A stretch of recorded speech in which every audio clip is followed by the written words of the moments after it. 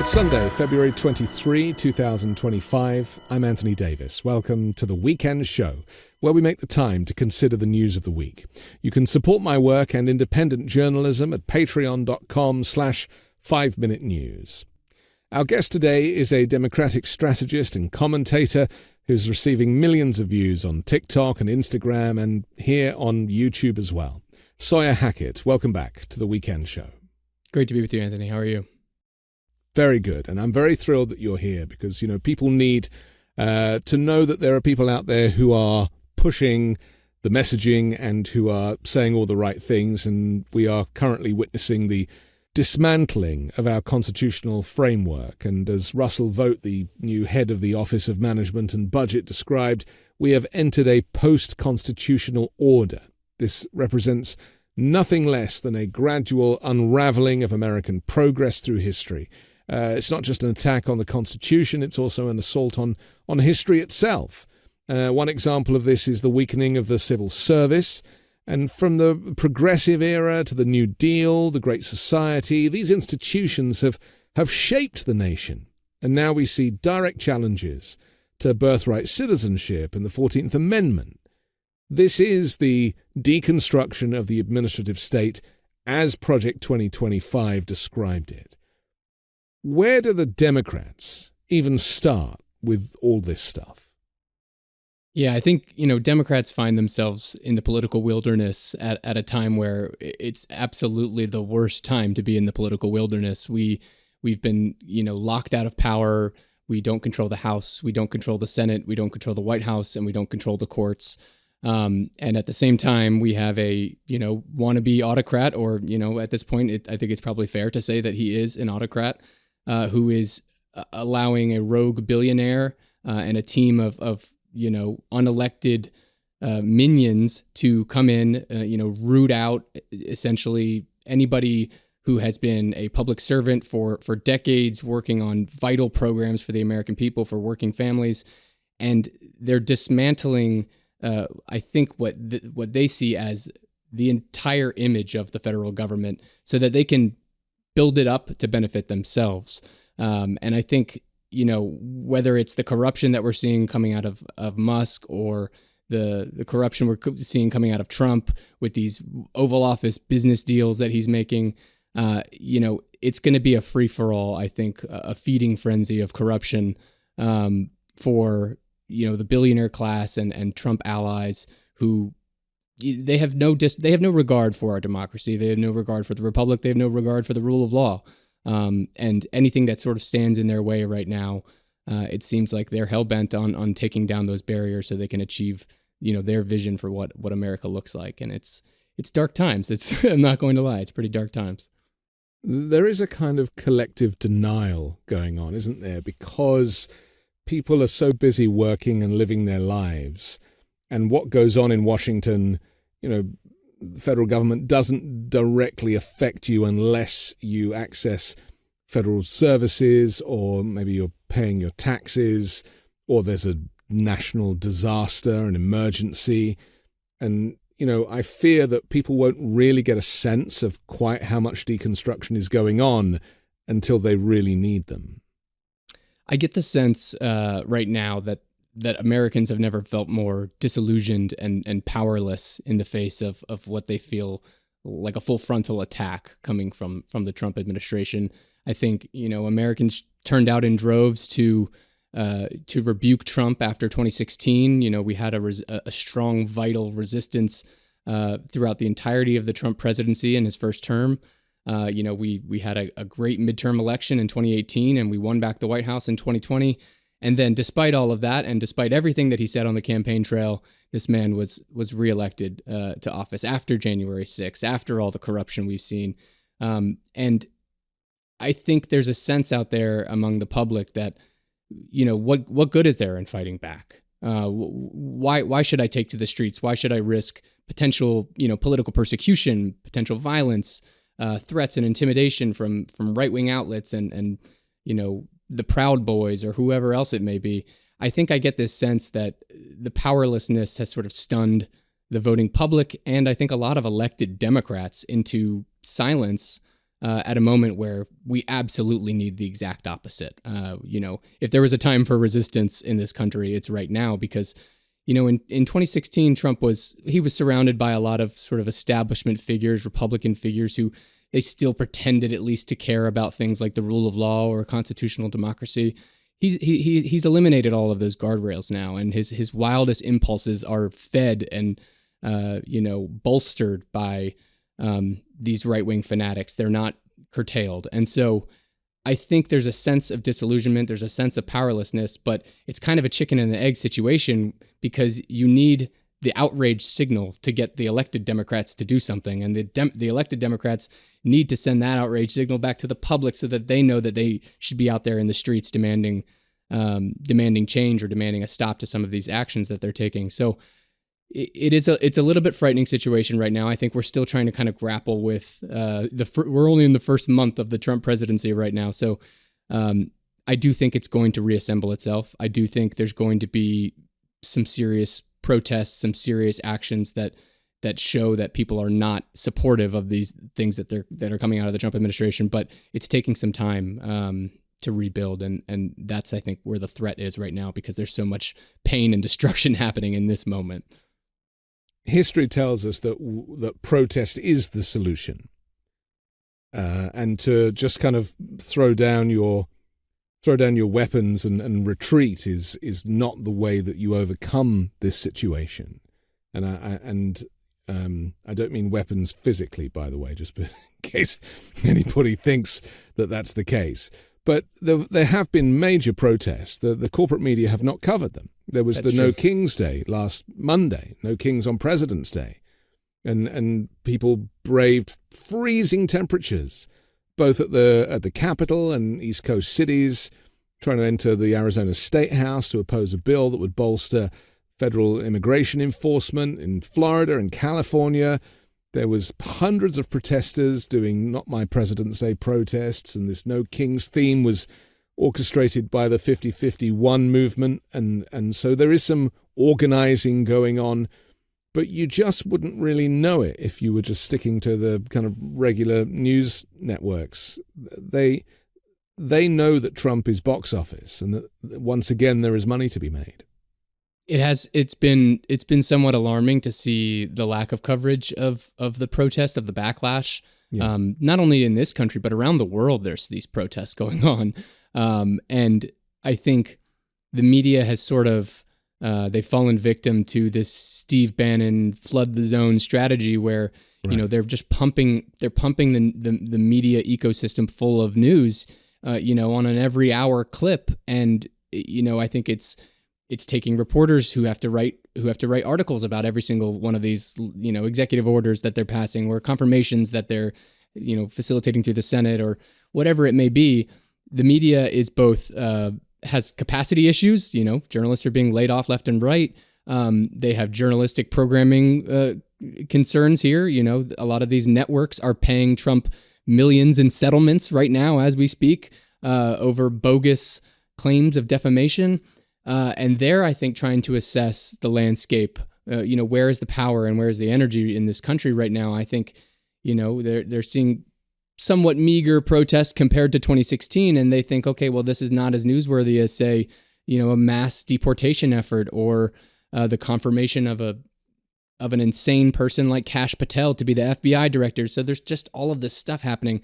But I think the scary thing is that, authoritarian regimes win when they're able to silence the public, when they're able to stifle public outrage, either by coercion or intimidation or violence.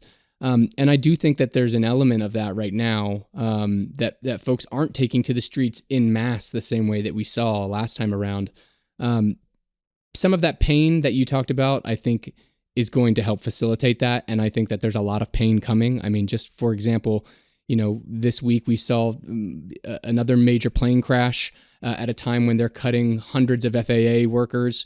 We saw, nuclear safety officials who were laid off at a time when Putin is bombing nuclear sites in Ukraine. You have these disease detectives over at the USDA, I think, who were working on bird flu at a time when bird flu is on the rise. And so, we're very much in the beginnings of, I think, some of that pain happening. And of course, that's not something I would welcome, but I do think the pain helps contribute to the outrage, and the outrage helps, facilitate more people showing up to those really, really, really important protests. I guess part of the problem is that because Trump and Musk have no idea how the federal government works, and they've never really taken any interest in it, because they've never really needed to access anything, because the super rich have always been ring-fenced from anything, right? Especially healthcare, that they are coming in and they're being like, well, this doesn't make sense. I mean, they didn't even realize that USAID does international development. It's not just about foreign aid, but it's about developing these nations with the United States at the heart of that, to prevent the likes of China from coming in and having influence in those regions. And so gutting these things without really considering the effect on America. And I've heard them say, well, there's nothing to do with us. Nothing to do with us. Trump talks about that water between us and Ukraine and thinks that the water is a reason not to be supporting a sovereign nation. There is simply no thought or empathy or understanding of how government operates. Not just US government, but any government in any country, anywhere in the world. It's a difficult place to start, isn't it? When the people in charge have just no concept of what it means to even be a federal worker, and how you put your politics to one side to come and do your job every day. I think for a lot of people, it's really hard to tell whether some of the things that are happening are, due to incompetence and, negligence and the inability to just do the job, or whether it's something more nefarious, whether it's something more corrupt, whether it's something more, evil, that they are trying to set up government in a particular way. And I think this debate is somewhat silly, because I think it can be both. I think they're both. Yeah, I agree with that. They can be both incompetent people who don't realize that USAID serves an essential role in pushing back on China, which is one of their stated goals of the Trump administration, is to push back on China. They don't know that we have safety officials at the FAA and at the National Nuclear Security Administration who are doing these things that are protecting Americans every single day, that don't really get a ton of spotlight. But anybody who works in government knows that these people serve essential roles, and that a Democratic administration, if we were to come in and look at making cuts across the government, those things would be examined in a very serious, thoughtful way to say, okay, well, if these people were to, or we were to cut funding for this, what would happen to the health safety of people who are trying to protect themselves against bird flu or whatever it may be? They don't think about those things. It's that they don't care who they hurt or what they break in the process of dismantling federal government and society, so that they can rebuild it to benefit themselves and hand themselves massive tax breaks and deregulate the entire executive branch, so that Elon Musk can go on making billions and billions of dollars every year and take in billions of dollars in federal contracts. They just don't care who they hurt. And so they're doing all of these things with absolutely no regard for the pain that they're causing. And I think Elon Musk and Donald Trump's relationship together is perhaps the most frightening element of this, because I think Trump sees Musk as he can absorb a lot of the public opinion backlash or the bad press or the whatever it may be, because he's not a politician. He doesn't have to run for office. He's a billionaire. He's going to be a billionaire. Nothing's going to change. And Trump feels like he can skate by without necessarily taking all the heat for every one of these actions. Of course, it's his administration. He's the one signing off on all of this. He's the one overseeing all of this. But I think that once the calm of this early storm of all of these executive orders, of all of these actions that they're taking subsides, and we get to an actual governance environment where individual actions are examined by the public, and executive orders that pass that cause harm to Americans are actually covered by the media, by the mainstream media. And I think you will see the kind of backlash that we saw in 2016. It just does take time. And I think that they've found a unique strategy in both having Elon Musk and this flood the zone strategy to kind of distract the American people or overwhelm them into silence. And I think that's what's happening. It's probably worth mentioning that there is an awful lot of people who think that Musk is amazing and that he really is the savior alongside Donald Trump, and that, the two of them are a force to be reckoned with. And, you see it in right-wing social media. They're saving us, and, they're at least they're doing something, and the government needed fixing and all this stuff. And the problem is there is some truth to that. And so, I think an issue previously was that the Democrats did not acknowledge that there was a great dissatisfaction with the way the federal government was bloated and was in need of investment. And that's the irony, isn't it? That, if they are going to overhaul any of these departments, it requires investment. And that's not something they wanted. So how they're going to do it without investing, I don't know. But anyway, back to the point. The point is that what do we do about the large numbers of people in the United States who voted for Trump, who have got Musk inadvertently, but actually think that this is the right recipe for America's future? We were seeing the power of, propaganda at work. I mean, there's a reason that before his foray into the Trump world and his foray into politics and government, Elon Musk bought, Twitter and turned it into X and made it this cesspool of right-wing propaganda. It's control of the media, it's control of public opinion using these mega platforms. That sentiment that you're talking about of government waste, of course, that's existed forever. I mean, Ronald Reagan was a champion of that cause way back in the 80s. And so I think it's a sentiment that it's lingered underneath the surface for so long, and they've seen government, come up short on a lot of things, and they've seen stories about fraud and waste and abuse and all these things, and it's just lingered underneath the surface for so long. And then you have this person who is empowered by a president to go in and, go after fraud, waste, and abuse with whatever tools he wants, and without any repercussions or without any being held accountable by the law, any guardrails. And they cheer him on because they're like, yeah, he's going after this stuff. And then they have a propaganda outlet like Fox that is essentially just a promotion for all of this stuff. I mean, the other day when Trump and Musk sat down in an interview with Sean Hannity, he was scrolling on the screen all of these programs from USAID that they were slashing or claiming to have slashed. That stuff has been public for so long, and Democrats and Republicans, there's been a bipartisan coalition in Congress that have tried to cut down on that waste for a long time, and they've been unsuccessful. But not because they didn't have the will to do it; it's because they were constrained by the forces of a constitutional republic, and this administration does not seem constrained by those at all. I don't think that broadly the public is supportive of the way that they're doing it. I don't think that Elon Musk, his Doge is popular. And I think polling is bearing that out right now. We're seeing all these polls come out that are showing, that Elon Musk's approval rating is tanking. Not that necessarily matters all that much, but you're seeing polls show that the actions that he's taking are not supported.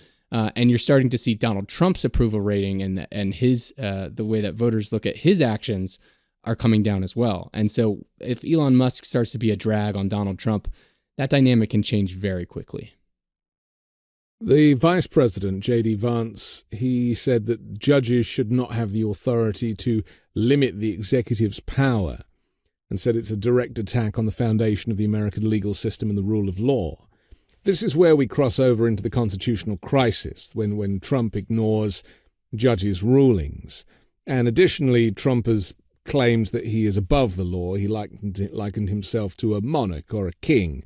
And he posted, "He who saves his country does not violate any law." The Napoleon quote that was also used by Anders Breivik, the murderer in Norway. I mean, this is terrifying times when it's almost as if when the media says, Trump thinks he's a king, Trump reads that, because of course that's all he reads, is looking for his name in the papers, and then posts a picture of him with a crown on as a kind of two fingers up to the media and the people. it's very hard to kind of go for people when they have no shame, right? And they have no conscience, and they have no empathy. These people are monsters, effectively. I read this morning that reference to Trump as a supervillain. I hate to say that because I think he would really love that title, and then he'll put a picture of himself as Superman and call it supervillain. This is what we're dealing with. It's so childish. And,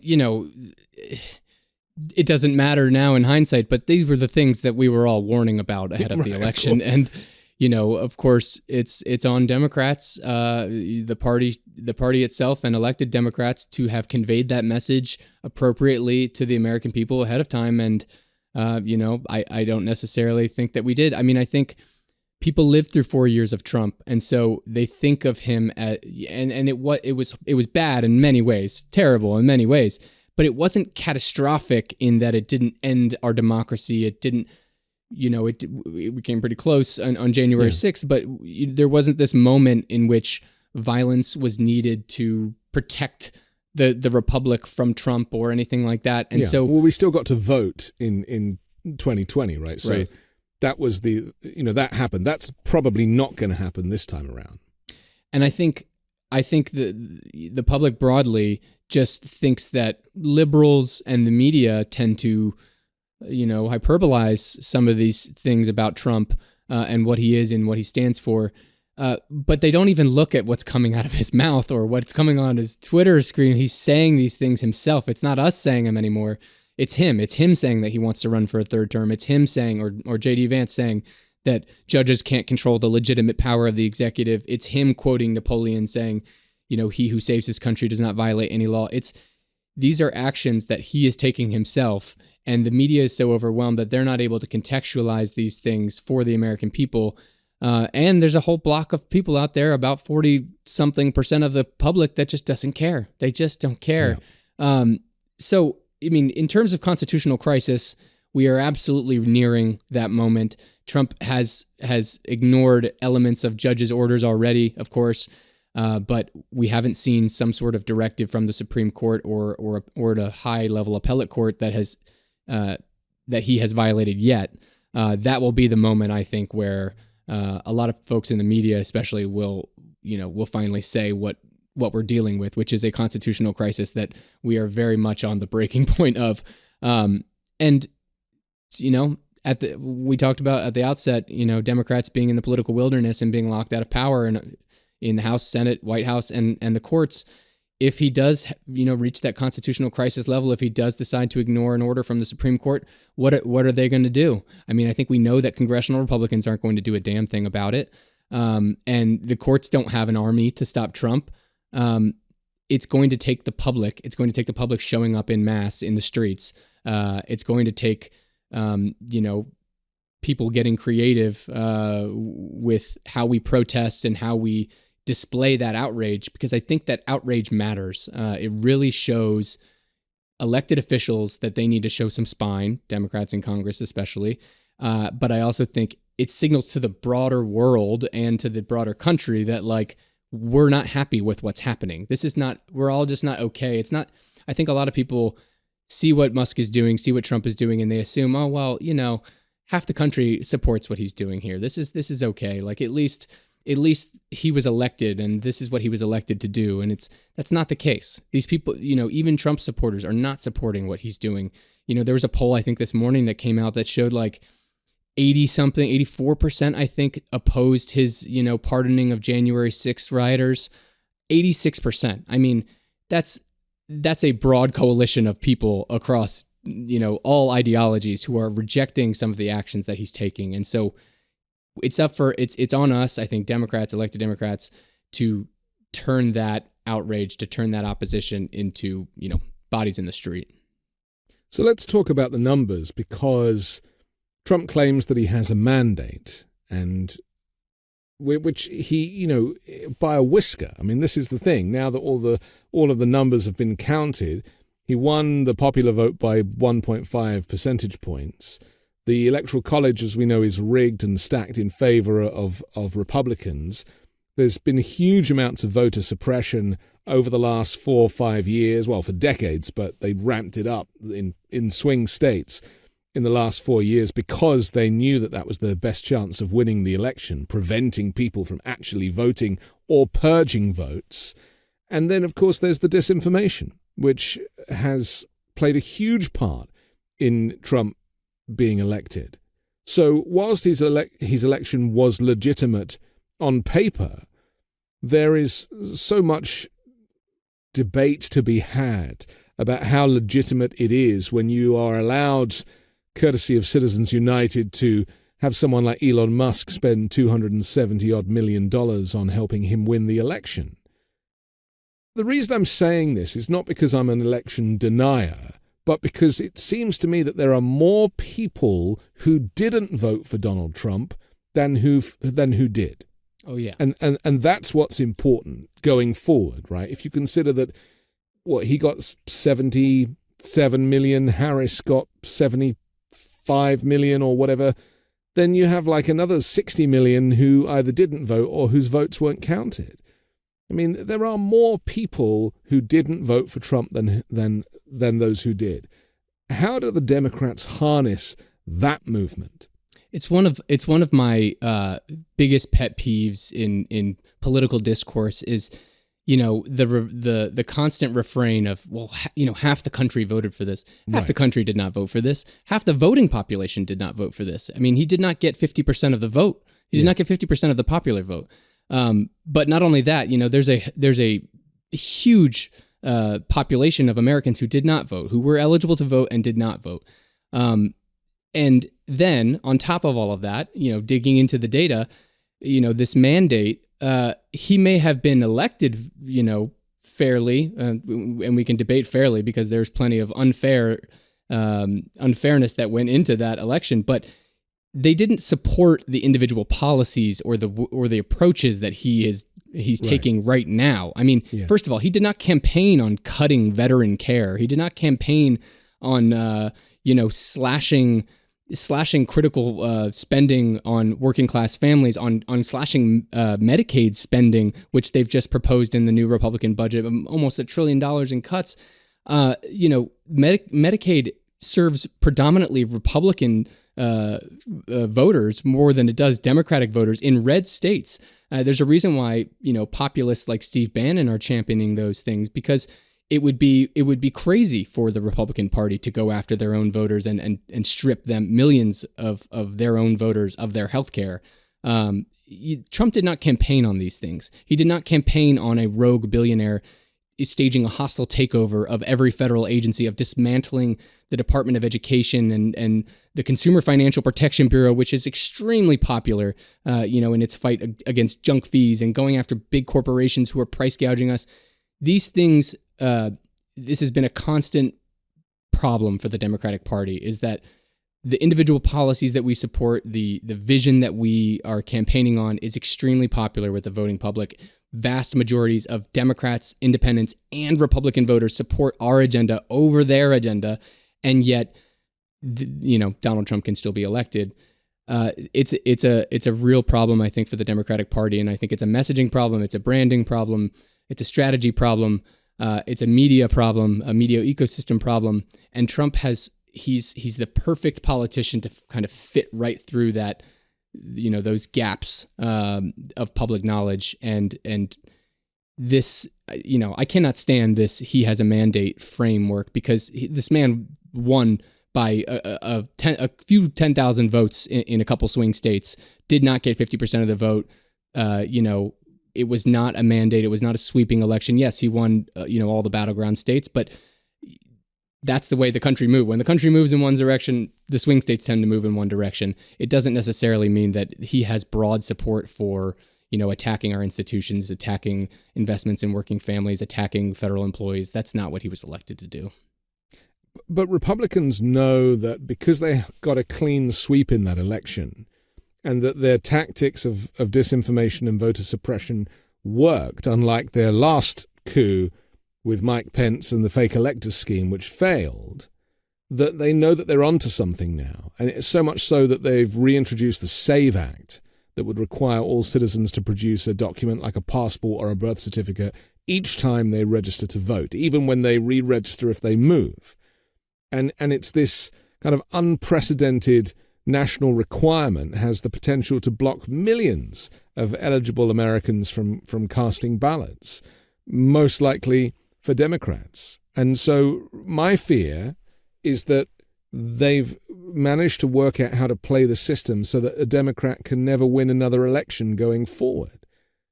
That in itself is so acutely dangerous, considering their agenda and the isolationist plans for America and the racism and the misogyny and the xenophobia and everything that's baked into that this period, this deconstruction period, is going to last a whole lot longer than it needs to. The reverberations, I think, of the actions that they're taking right now will last decades, if not centuries. I think the nightmare scenario is exactly what you're talking about, is them coming into power and using that power to increase their own power and diminish our power, diminish the power of the minority, and to increase the power of the majority. And I think, you're seeing this already. Elon Musk spent however many hundreds of millions of dollars to elect Trump. I think it was $277 million to elect Trump.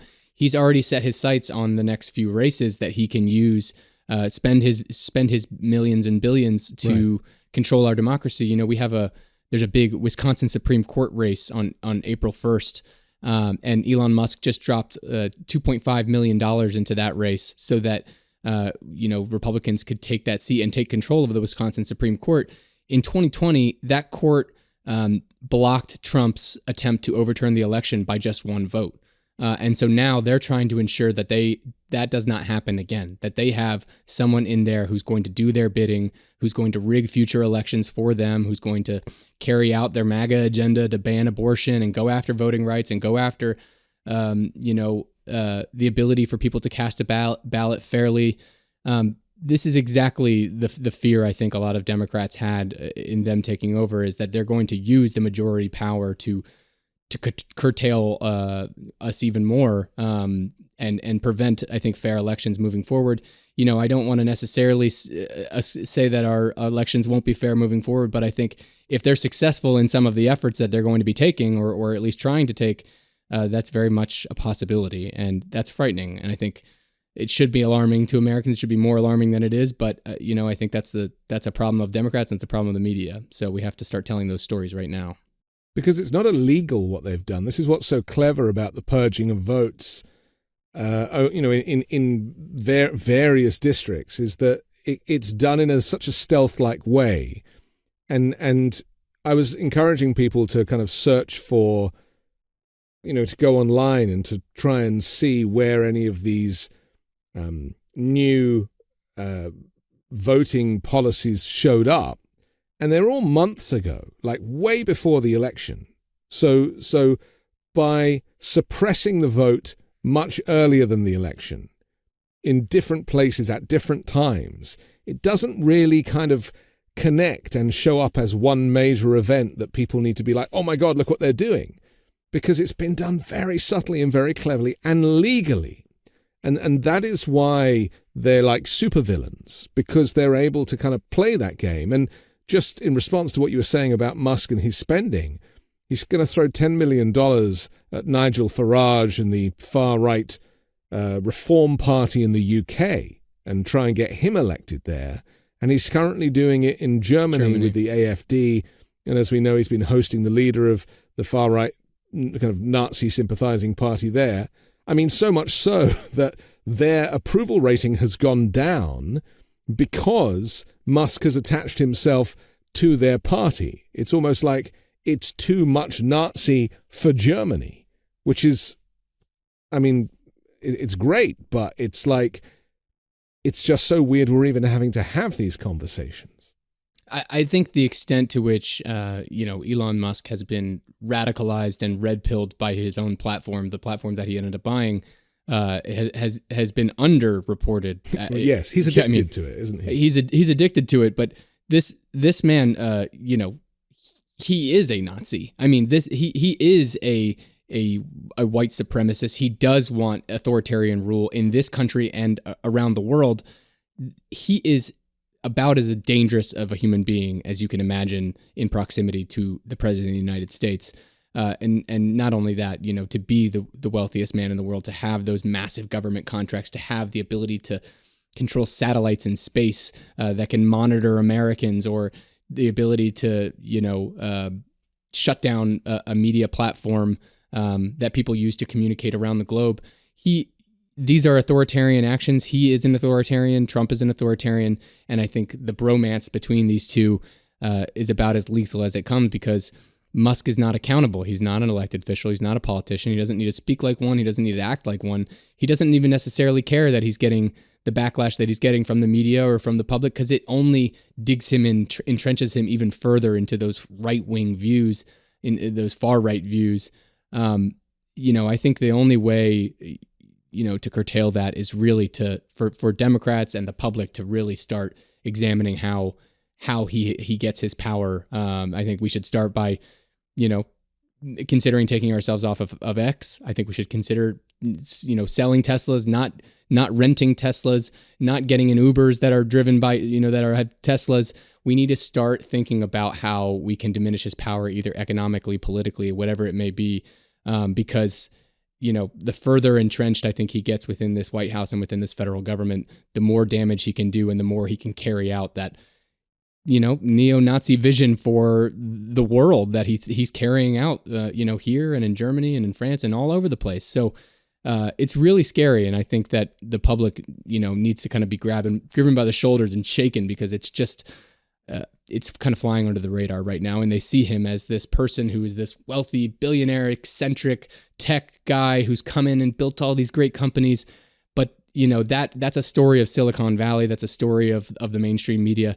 That's not the true story of what's happening here. And that's not the true story of how he got his wealth and power in the first place. Right. So, Well, he bought these companies. I mean, he didn't create these companies. And I suppose that's the other deceptive part of this, is that he is embodying this personality and creating this character, but it's a bait and switch. I mean, it's pure deception, and Doge is a deceptive organization, or it's not even a government department, is it? I mean, it's just a thing that he isn't even officially allowed to be in charge of. So there is so much deception, even in the name of this organization and his involvement in it.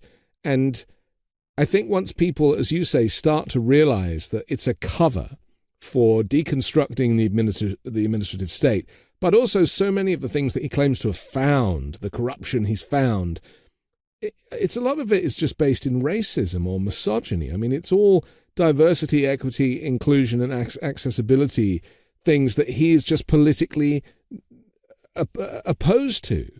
So that's why they're getting shut down, and they're calling them corruption, but they're not. They're just things that are supposed to make the world and America fairer and more inclusive. And I don't even think he actually is philosophically, I mean, maybe he's philosophically opposed to diversity, equity, and inclusion, but it's a cover for a broader strategy of going after the federal government, for going after the federal employees, for going after the spending, for going after the people that they serve, and for enriching his the corporate allies and his billionaire friends who are trying to get some of this funding. I mean, he has been tasked with going after fraud in the federal government. He is the biggest fraudster in the federal government. I mean, this is a man who has not built any of the companies that made him successful. He bought them, as you said. He's an immigrant who came to this country, who benefited from billions of dollars in federal government contract investment in him as an individual, investment in companies that have done some great work, they are tech companies.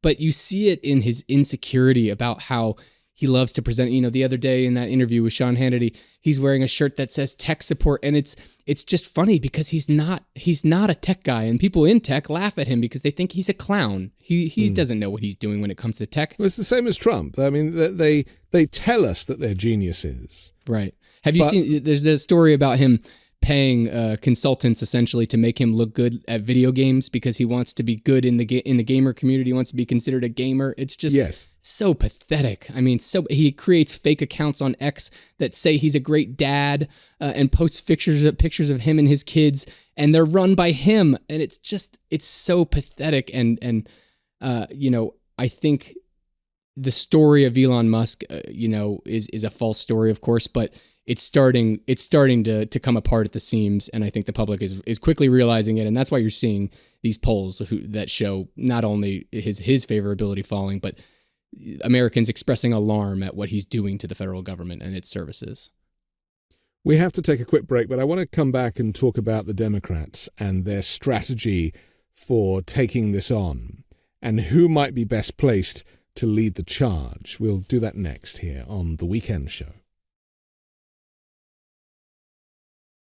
Let's be real, 2025's been all about change, whether it's work, personal stuff, or just the daily grind. It can be hard to keep up, but here's the deal. When things get hectic, we don't have to go through it alone. Embrace the power of nature and elevate your everyday with Via.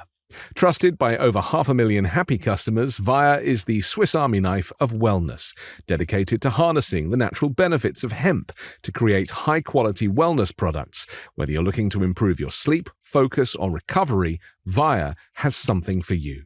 Via is well-renowned for their highest quality hemp, sourced from trusted, independently owned American farms.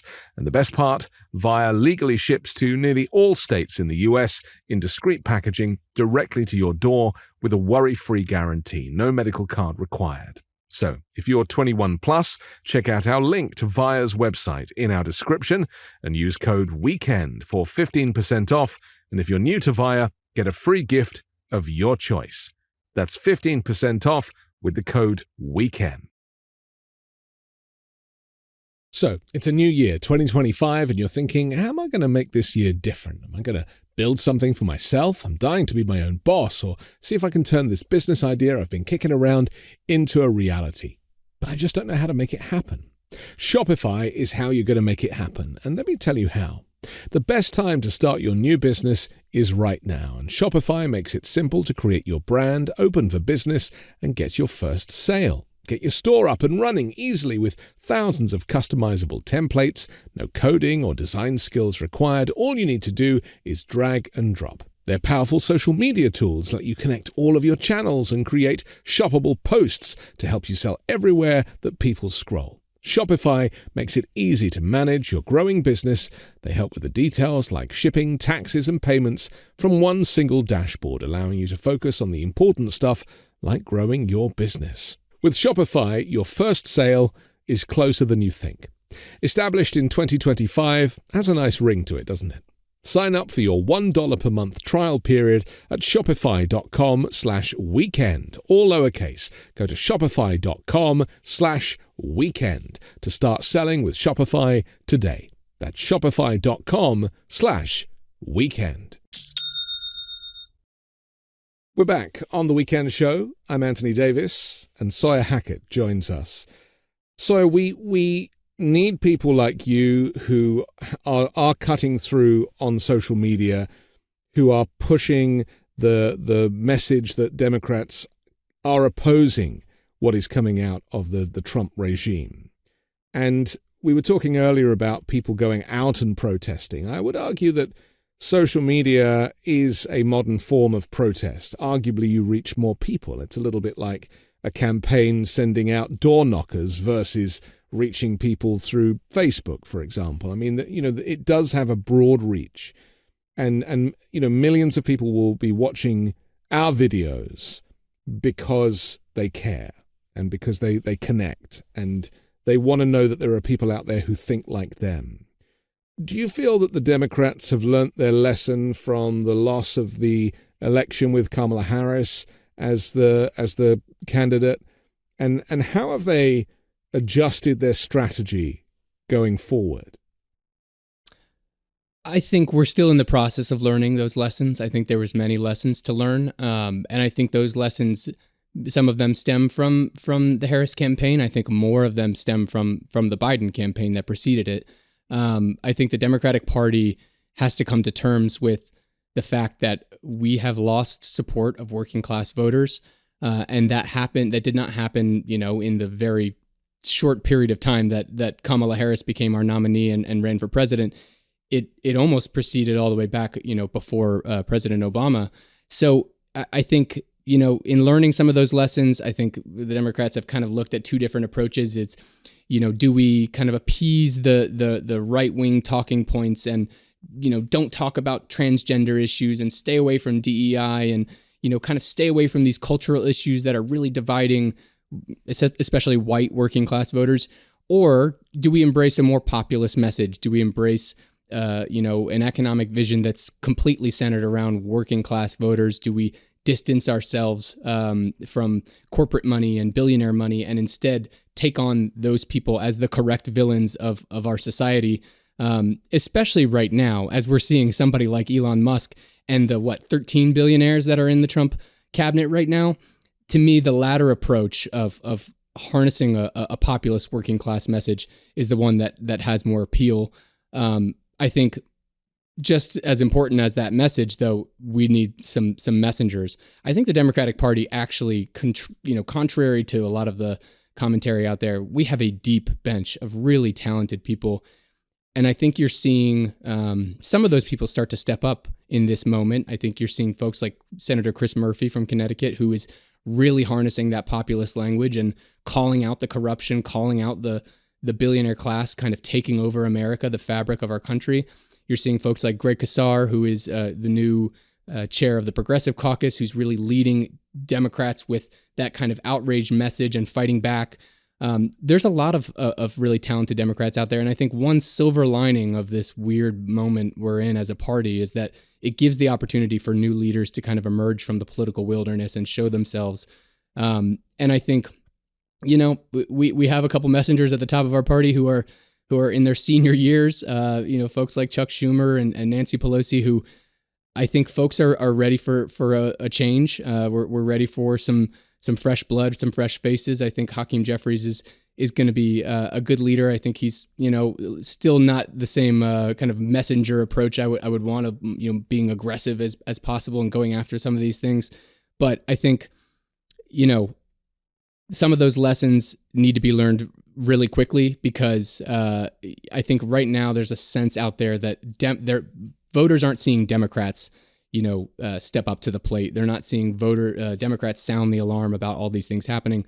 Part of the reason why I recently launched into the video content side of things on TikTok and Instagram and YouTube was because I wasn't frankly seeing it to the degree that I would have wanted. And I think the public can be cowed into silence when they don't feel like their elected leaders are channeling the outrage that they're seeing when they watch the news. And I think it's just time for more people to step up and just find creative ways to speak out because right now it just feels like there's a void of leadership in the face of a whole bunch of awful happening.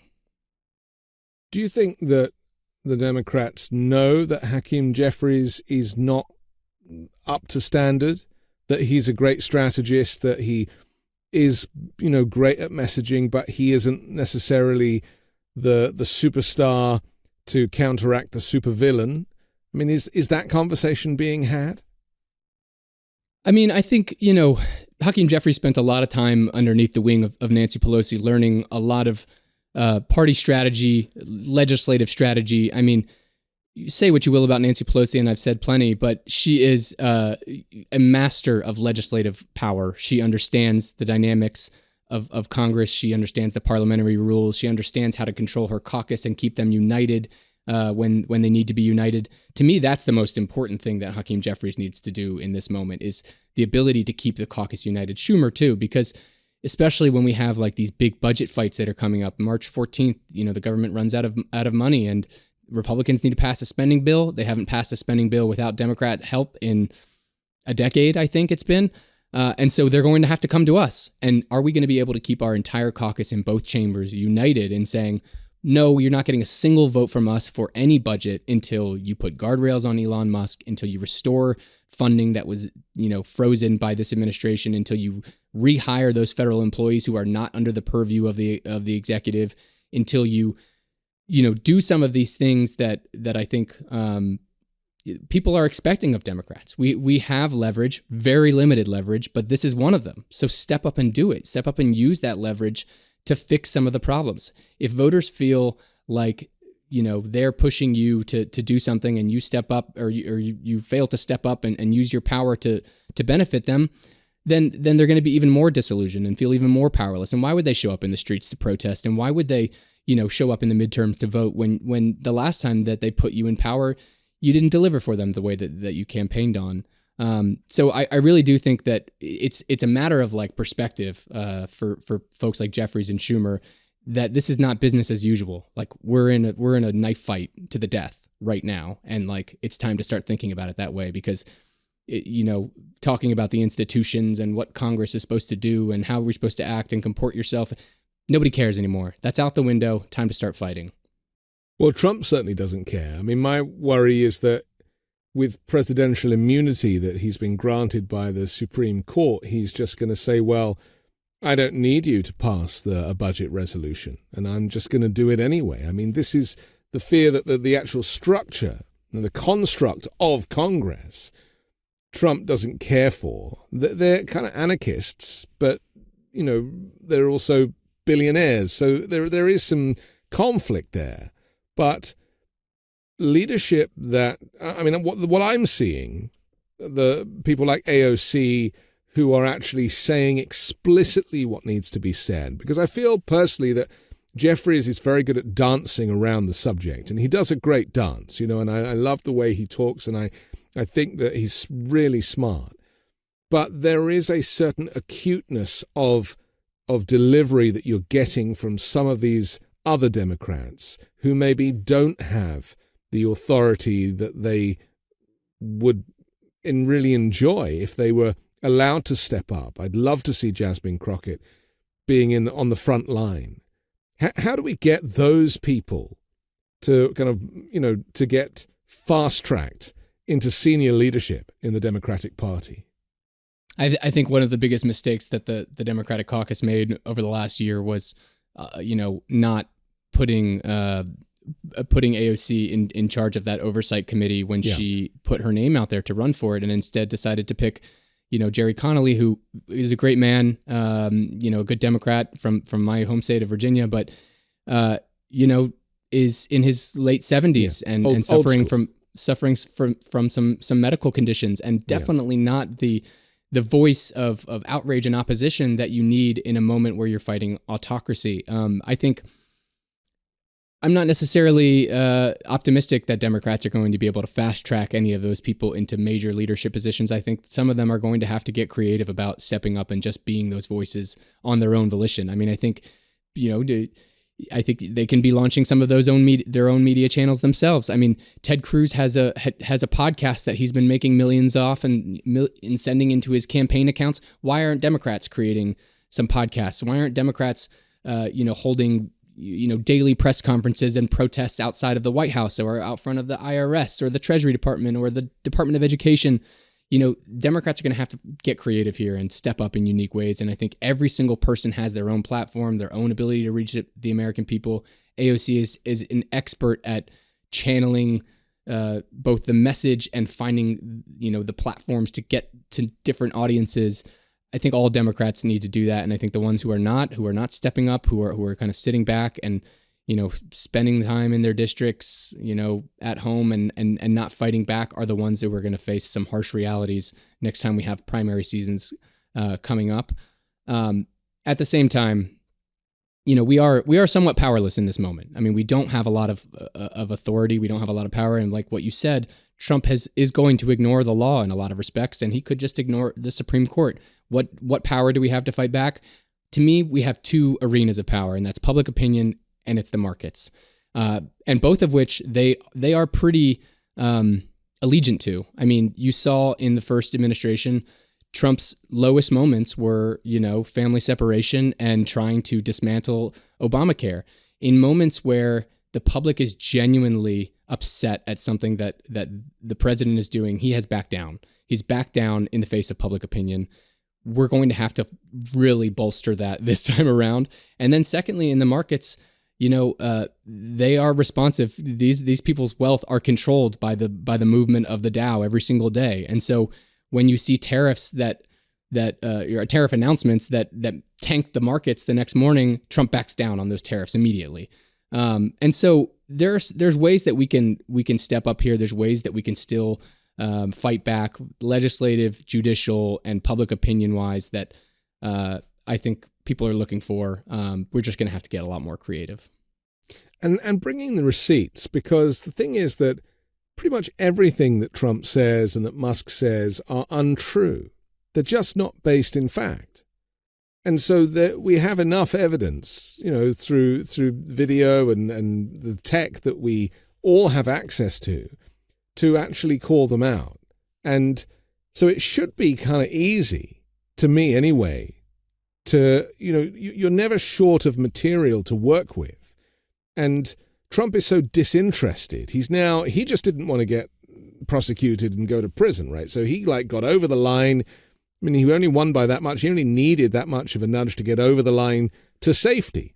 I think that's how he sees it. And so that's why he's playing golf all the time, because he just doesn't really care anymore. And he's subcontracted his efforts to all of these neo-Nazis and these tech people who are just doing what they want. And he's almost like, just don't bother me with your problems. I'm on the golf course. That, after a while, is going to take its toll. I mean, he keeps posting, or people keep posting video of him in his golf cart. He's on vacation. And that, is going to matter at some point, isn't it? Yeah, I don't know. I mean, the man golfed every other day of his administration the first time around. He collected hundreds of millions of dollars from foreign leaders coming to stay at his resorts. Yeah. And he would host these golf. I mean, as we speak right now, I just did a video on this a couple days ago, and this is just an aside real quick. I think every Democrat should be finding some of these unique things, because like you said, there's just so much out there, and they're flooding the zone, but we can be flooding the zone with our explainer videos, our contrast videos, show the different things that are going on. Cover it all. You don't have to just pick, just say, we just need to focus in this area. No, focus on all of it. The New York Times reported the other day that Donald Trump in the Oval Office was brokering a merger between the PGA Tour and Live Golf, which is a Saudi-backed golf league that is controlled by the Saudi Sovereign Wealth Fund. This murderous regime that killed Jamal Khashoggi back in the day. These people they do not share our values. He's in that office negotiating a merger between a Saudi-backed company that his family is a business partner of. They are hosting a golf tournament at Trump's resort in Doral in April, I believe it is. And he's brokering a merger between these two companies because it's going to benefit his family's company to the tune of tens of millions of dollars. There's no reason that Democrats should not be talking about this on TV. It's blatant corruption. The American people do not support those things. I think corruption and the handouts to the billionaires is where we should be setting our target. We should be every bit of public messaging that we do should be tied back to that. Of course, we are going to have to sometimes defend somewhat unpopular or I hesitate to use unpopular, because USAID's work is not unpopular in itself. USAID, foreign aid, the concept of foreign aid may not poll that well, but the work that USAID does is extremely popular. Or immigrants, in this country who do a tremendous, who are the backbone of our economy, who if all undocumented immigrants were deported out of this country tomorrow, we would fall apart instantly. Of course, there's going to be certain fights that we decide not to take right off the bat. But, I think when we have content, when we have news in front of us that's showing us the corruption, that's showing us the handouts to the billionaire class and the enriching of Elon Musk and all his little minions, we have to tell those stories, because the public's not going to hear them on their own, because it's oversaturated with all this news. So it's on us to tell those stories. I think one way that the congressional Democrats can do that is pick a day, you pick a really telegenic member of Congress, and you're in charge of responding to everything he does that day. You put out the video, everyone's promoting it, every single person in the caucus is promoting it. It goes to every press outlet. You're on TV, you're on all the nightly shows. Start designating people to fight these fights, because you can only zero. They know the attention economy better than we do. That is 100% the case. Democrats need to start zeroing the public's attention on the things that we want the attention to be on, and that should be corruption, and that should be the enriching of the billionaire class at the expense of working people. It's an easy message. We just have to get everyone united behind it. Trump said he's considering a plan to pay out $5,000 stimulus checks to taxpayers in the form of a Doge dividend. He said it during a speech on Wednesday and explained it as part of taking 20% of the savings identified by Elon Musk at Doge and giving it back to American taxpayers. I mean, this all sounds very familiar, like the bribery with the stimulus checks during COVID, where people had to wait because they needed to print them with Trump's signature on, and then he took ownership of that. And even Biden said that he regretted not putting his signature on the checks when he sent them out. I mean, this is all marketing. It is a bribe. It's a rebate on tax already paid. It's not even new money. They aren't identifying any waste and fraud at Doge. That is a scam. So really, this could cost billions, sending out another bribery check to people in the hope that it keeps them quiet for a few years whilst they are being robbed in another department. Yeah, the back of the envelope math here is just it's hilarious to think about, because they say they're going to send to every tax-paying family, 79 million families in America who pay income tax, $5,000, $5,000 checks, rebates, whatever they want to call them, as part of a 20% allocation of the savings that they save through Doge. Yeah. That amount, if you calculate it out, is about $395 billion. If you take it down to that 20%, they would need to save $1.9 trillion from the federal government to make those payments. It's laughable. I mean, that's more than the entire discretionary budget for the federal government, more than education spending, defense spending, transportation spending. They claim that they've saved $55 billion, but that number is absolutely ridiculous. Included in that was one $8 billion contract for ICE that turned out to be an $8 million contract for ICE. Yeah. And what about inflation? I mean, this was a party that blasted us, spent a year blasting us because the Inflation Reduction Act was, spending on behalf of the American people and investments in clean energy and transportation and all these things. They say that that's what caused inflation in this country. How does giving $5,000 to every family in the United States, how is that going to affect inflation at a time that it's rising right now very, very rapidly, at a time when they're pushing out tariffs that are absolutely going to exacerbate inflation, at a time when they're carrying out this mass deportation agenda that is absolutely going to make inflation worse? This is a farce. They're not going to send checks to anybody. You're not getting any money. Don't get your hopes up. Don't start spending your money because you think this check is coming, because it's not coming for you. The only people who are getting checks are Elon Musk, Donald Trump, and the rest of the billionaires who are going to collect $4.5 trillion in tax breaks for billionaires and big corporations. They've already put it in writing. They already passed a blueprint of this legislation yesterday. They're moving full speed ahead on this, and that's what this Doge thing is all about. It's creating this farce that they're going after spending, that they're cutting trillions of dollars in fraud, waste, and abuse, as if there's trillions of dollars of fraud, waste, and abuse in the government, because it's a precursor to giving tax cuts, not to you, but to billionaires and to big corporations. That's what this whole thing is about. It's about deregulation and tax cut for billionaires. End of story. There's no rebates coming. And if there was any fraud found by Doge, it should have been referred now to the Justice Department for investigation. But there have been no referrals because they have found no fraud, like I said earlier. All they found is stuff that they politically don't like the sound of, like sending money to black Africans. And we know what Elon Musk thinks about black Africans. We know his family history and his story. And so much of this seems to go back to racism and the kind of Nazification of the Republican Party, which you could argue never left the Confederacy, the Klan, I mean, all of the history. And yet we're starting to see it be presented in a much more explicit fashion, whether it be the criticism and the kind of demoralizing language towards people of color or trans people or LGBTQ+, or people with disabilities. Then, of course, Elon Musk supporting the AfD in Germany, but doing the Hitler salute at an inauguration event for Donald Trump.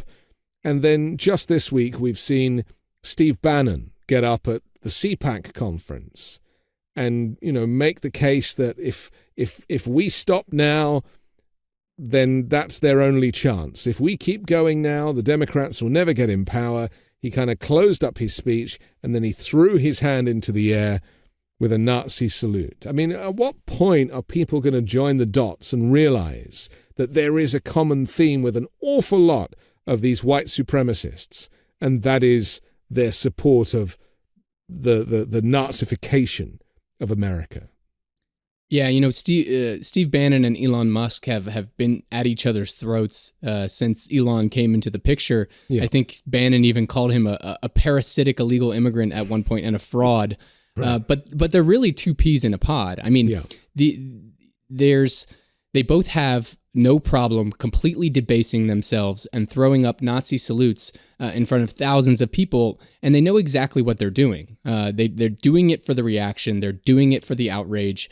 They're doing it for the distraction, and at the same time, they're sending signals to the darkest corners of America that you are empowered in this administration, in this society that we're building.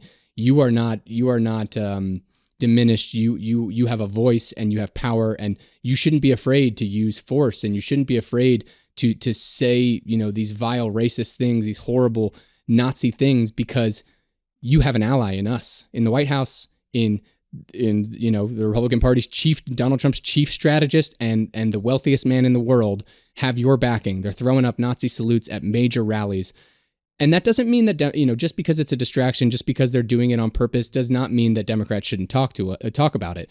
We can't let it distract us from what they're trying to do. This is, of course, Elon Musk did this right at the beginning of the outset of the administration as they're preparing to send him into all these agencies. And it was a distraction. We talked about it for a couple of days, but it still matters. And I think the public is still revolted by that. They find it absolutely disgusting. Yeah. They do not support it.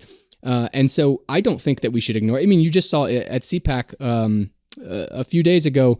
There was a leader in France, a far-right leader in France, who canceled his remarks at CPAC after he saw Steve Bannon do that Nazi salute. This is a far-right leader in France saying, that's right. I don't want anything to do with Jordan Bardella, yeah, exactly. I don't want anything to do with these guys. These guys are crazy. And you mentioned the same thing earlier. It's happening all over the place, that they want nothing to do with Elon Musk because they think of him as toxic, and they think of him as, a far-right Nazi sympathizer, if not a Nazi himself. And so, that's why I said earlier, I think Democrats can't avoid some of these fights, just because they're racially oriented or they're going after certain populations of people who, the public has mixed ambivalent feelings about, like undocumented immigrants.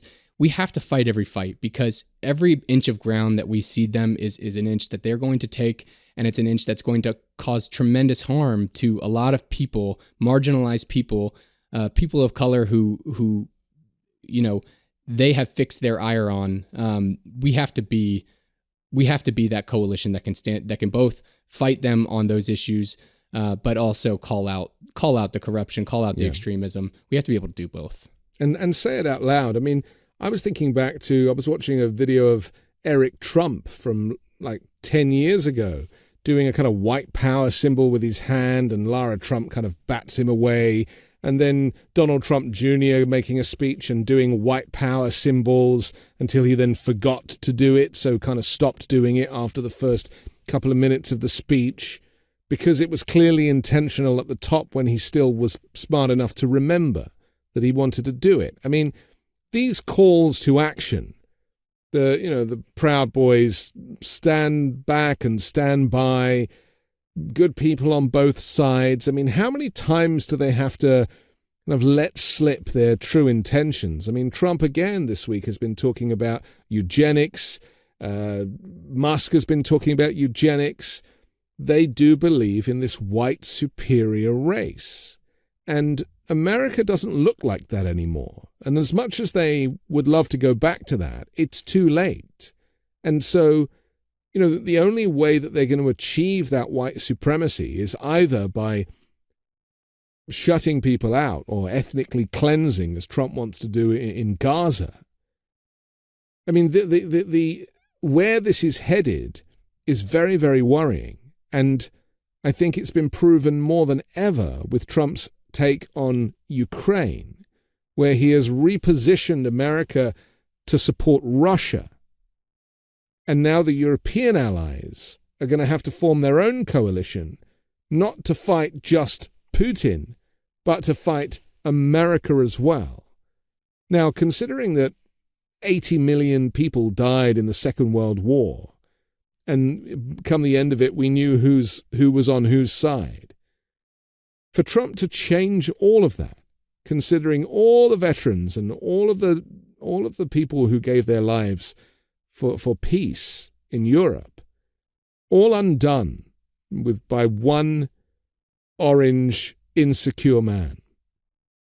I don't think Americans have quite come to grips with the significance of what happened this week. I mean, America switched sides in a major conflict between an autocracy, a dictator, a murderous dictator, and a democracy in Ukraine that we have helped bolster in this fight for so long. We've had a bipartisan coalition that has supported them and invested in them, not only in this country but across the world.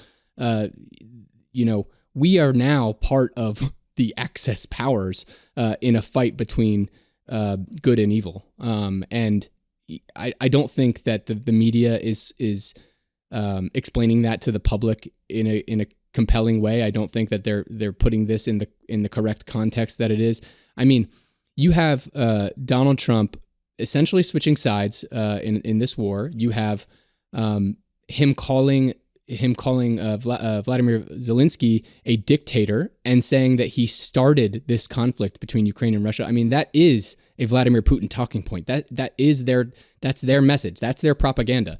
And at the same time, you have Vladimir Putin saying, "I'm not going to meet with Trump until Trump has satisfied my wishes for him to be tougher on Europe."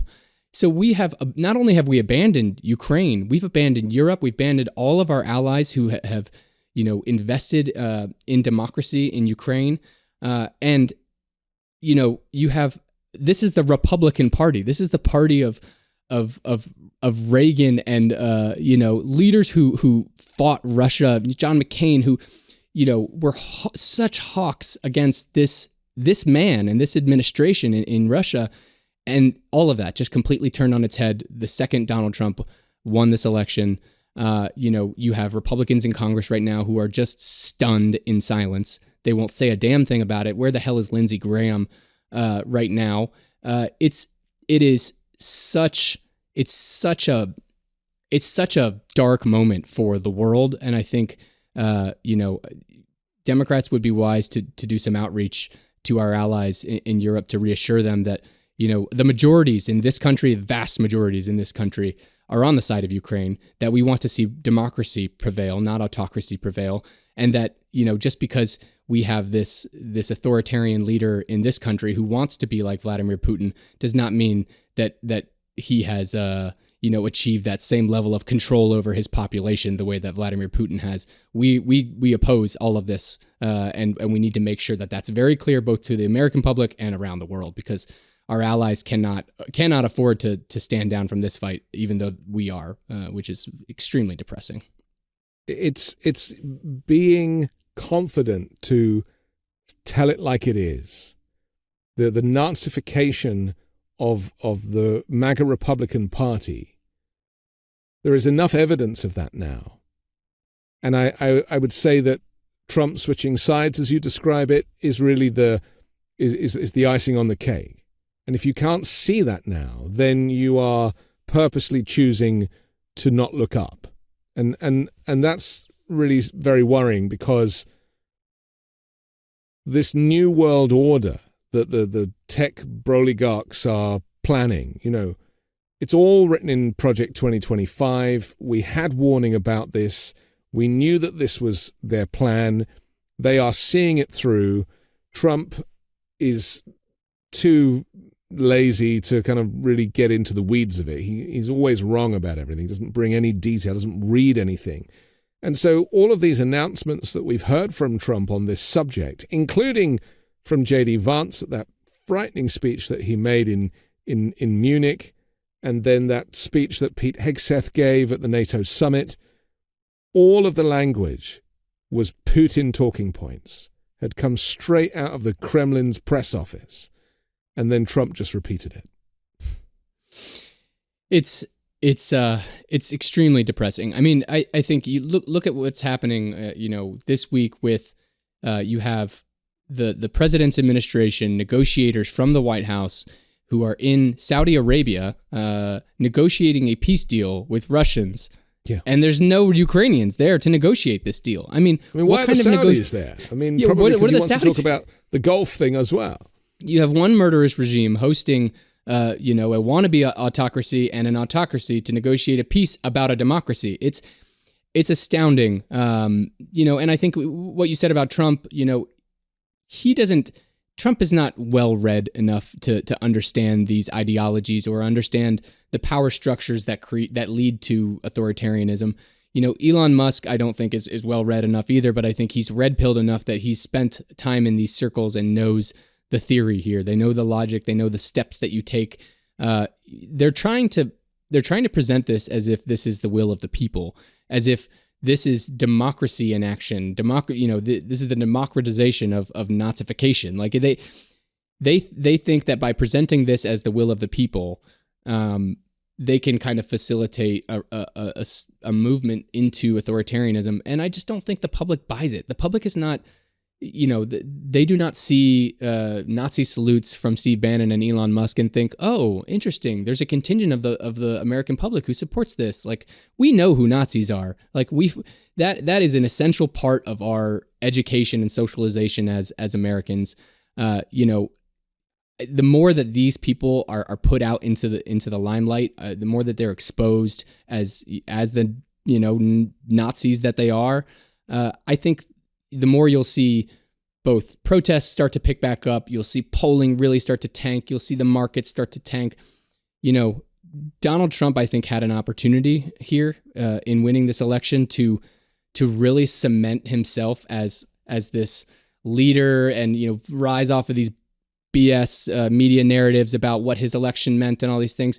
And instead, he's empowered some of the biggest Looney Tune Nazis in far-right politics to carry out this weird ideology as part of his administration. He's just a vessel. He's a vessel for them to achieve their purposes. And I don't think that he's ever going to be the spokesman of it. He just wants to be the one in charge, the one that gets the credit, the one that's... Yeah, he's been used, hasn't he? He was useful. And now they've got in, and it's all of them, from Stephen Miller and Russell Vogt. You start to scrutinize these people's views as individuals, and the white supremacy and the racism is at the heart of every decision that they make. And to see America roll itself back into that, for me, the saddest thing is that maybe it was always there and it was just suppressed, and that it never really went away. And now, they've been given the opportunity to rise again. I mean, the Republican Party has used, race and religion and other kind of identifiers, cultural identifiers as wedge issues for decades and decades and decades. I mean, this goes back way before even the 80s. You have a Republican Party that has attempted to use race to break up class. They've broken up the working class by breaking off white voters from the rest of the working class and pumping them full of propaganda about race, about DEI, about critical race theory, about transgenderism, about whatever it may be. These are all tools from an authoritarian mindset that allow them to break up the opposition. That's what this is about. They're trying to divide us using race, using religion.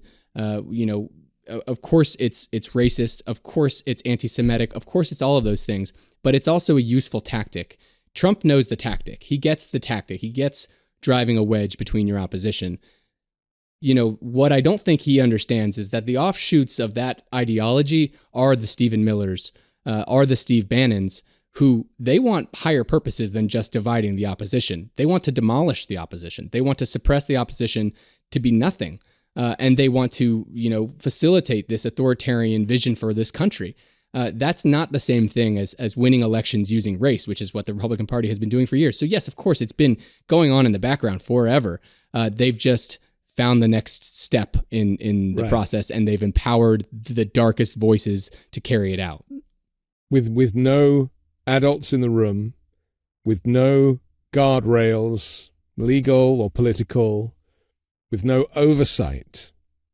That's really what has caused this problem now, I think, is that there was always someone to say, you can't do that.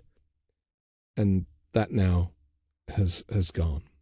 Okay, I'm sorry to finish on such a dark note, but, we need to acknowledge the darkness, and we cannot pretend that everything is light. This is the reality for America and the rest of the world. I'm grateful to you and for your efforts, and I hope that you and people such as yourself will continue to push the messaging of goodness in this fight, good against evil. For now, Sawyer Hacket, thank you for joining the Weekend Show. Thanks for having me, Anthony.